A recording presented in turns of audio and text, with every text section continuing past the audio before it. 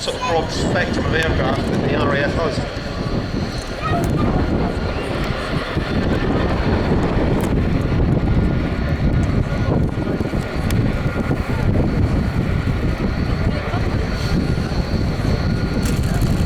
And if you are positioned somewhere near the crowd centre, well, in fact now we can see the Chinook getting airborne.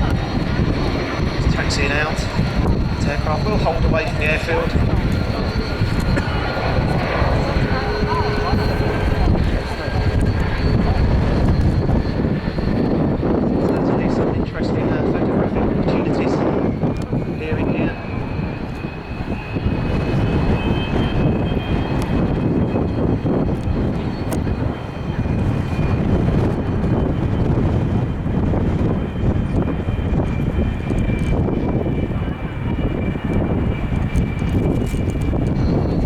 Give you a bit of background information about the Tornado. This year the Tornado is celebrating 30 years of continuous service with the Royal Air Force. It's been utilised in operations around the world almost continuously since 1990.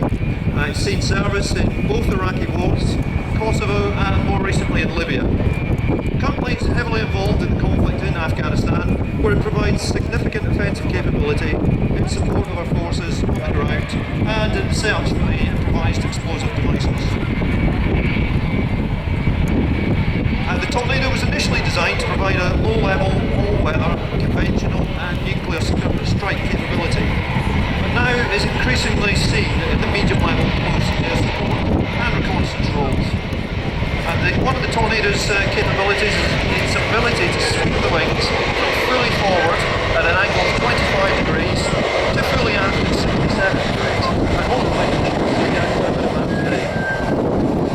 It's one of only 2 aircraft in the western world with this capability, and the crews have hopefully perfect length of 67 wing and fast fly-throughs in the demonstration.